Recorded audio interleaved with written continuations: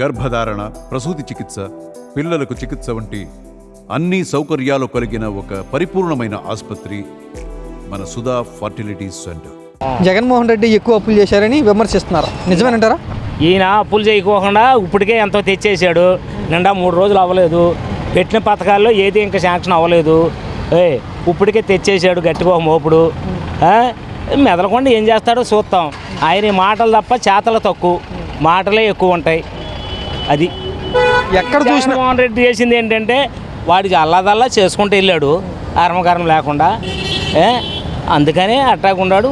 ఉండోళ్ళు పేదోళ్ళు అని వాడు ఒక హెచ్చరించాడు ఎవరో జగన్మోహన్ రెడ్డి గారు. దాన్ని వీళ్ళు మొత్తం ఒకటే హెవీ చేసుకున్నారు. ఎవరు ఒకటయ్యారు? మొత్తం పెత్తందారులు అందరూ. ఇప్పుడు పేదవాడు ముందుకు రాలేడుగా. పెత్తందారు ముందుకు రాగలడు కానీ పేదవాడు ముందుకు రాలేడు. ఆ టైపులో వాళ్ళు చేసే పని వాళ్ళు స్కామ్ చేసుకున్నారు. ఏం ఎట్టా ఈ జనాన్ని ఎట్టబడతోయాలని ప్లాన్ చేసుకున్నారు. చేసుకొని వాళ్ళ పని వాళ్ళు చేశారు. అయ్యింది. ఈ 5 సంవత్సరాలు అన్నయ్య చేయమనండి ఏం చేస్తాడు? వాడు అన్నాటికన్నా ఇంకా 1-2 పెచ్చే చేశాడు జగను. ఈయన చేయమనండి, అన్నయ్య చేయమనండి సక్రమంగా. ఇప్పటికి ఏమీ లేదు. ఇప్పటికి వరకే ఎక్కడ ఏమీ మొదలు లేదు. ఏది చూసుకుంటున్నాడు, దేనికి రాజధాని చూసుకుంటున్నాడు. అదే అని దానికి ఒక మోపు కట్టుకొచ్చాడు. ఇప్పుడే కట్టుకొచ్చి పెట్టుకున్నాడు. దాని పేరు మీద నడుస్తున్నాడు. ఇప్పుడు వరకే నువ్వు పెట్టిన అన్నింటిలో ఏది కూడా ఒక్కటి కూడా లైన్లో లేదు. ఏది చేయలేవు. ఇప్పటికి ఏం చేస్తాడో చూద్దాం. రాజధానిని డెవలప్ చేస్తే ఆటోమేటిక్గా డెవలప్ అయిపోద్ది ఏపీ అని చెప్తున్నారు కదా వాళ్ళు. అవునండి, ఏం డెవలప్ అవుద్ది ఉన్నది. ఇంకెక్కడి నుంచి వస్తుంది? లేని డెవలప్ రాదుగా, ఉన్నదే చేస్తారు. ఆయన చేసిన తప్పు ఎక్కడంటే 3 రాజధానులు అంటాం. అతను చేసిన తప్పు అది. ఉన్న రాజధానినే దాన్ని ఏవి చేయాలి. చేయకుండా 3-2 అనుకుంటా పోతే దీనికి మార్గం ఏంటి అనేది వాళ్ళ మార్గం వాళ్ళు ఆలోచించారు, ప్లాన్ చేశారు. పైనుంచి మోడీ నుంచే చేశారు. అదే మోడీ పిలిచిన రోజున జగనేళ్ళు ఉంటే ఈ పరిస్థితి ఉండేది కాదు. అది వాస్తవం. అది వీడు వెళ్ళకుండా ఉన్నాడు. నాకు బాగానే ఉన్నారు కదా జనం, డప్పు కొడుతున్నారు బాగానే.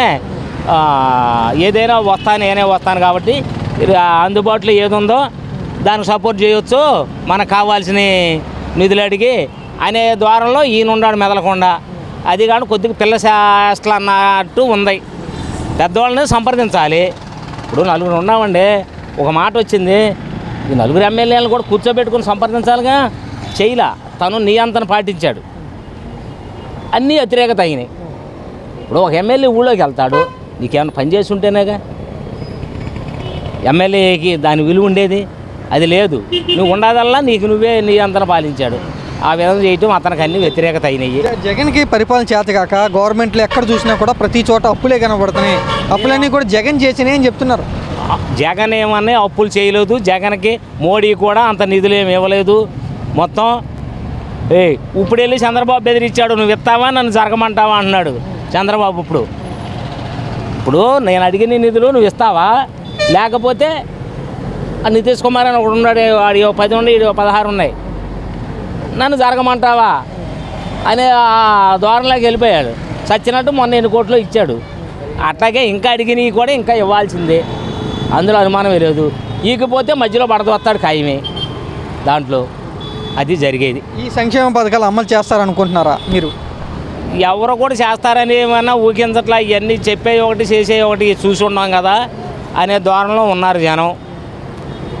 అది ఎన్ని కష్టాలు వచ్చినా కూడా ఇచ్చిన పథకాలన్నీ అమలు చేస్తామని చెప్తున్నారు కదా అందరూ. చెప్తున్నారు. ఏం చేస్తాడు? ఇప్పుడు వరకు మొదలలేదు కదా, ఎక్కడ దేని ప్రస్తావన లేదు. ఎంతసేపు అక్కడ పైన చూసుకుంటున్నాడు, ఆ పైన చూసుకున్నాడు, వచ్చేది రాజధాని ఒకటి చూస్తున్నాడు. అది ఆయన చేసేది అంతే తప్ప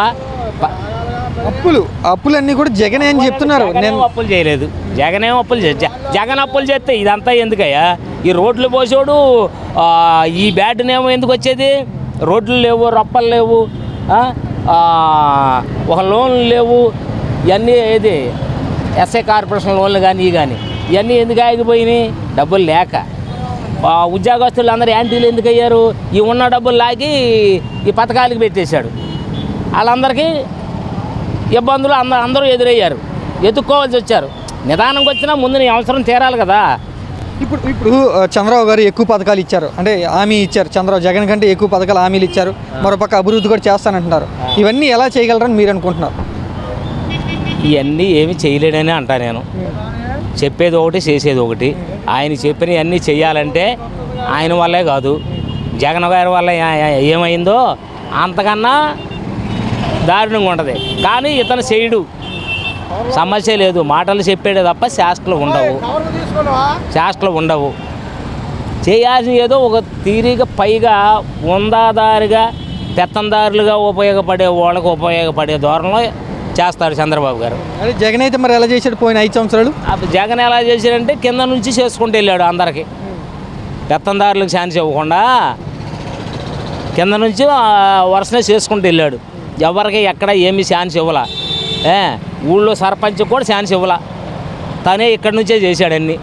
చేయాల్సిన ఎవరికి ఏమీ కొరత లేకుండా 60 నిండిని అనగానే అడుగు లోను, మొగుడు భర్త చచ్చిపోయాడు అనగానే ఒక వితాంతువుకి ఒక పెన్షను ఎమ్మటే 6 నెలలకు ఒకసారి పెట్టి పక్కాగా వరుసనే ఇచ్చుకుంటూ వెళ్ళిపోయాడు, ఎక్కడ ఆపకుండా.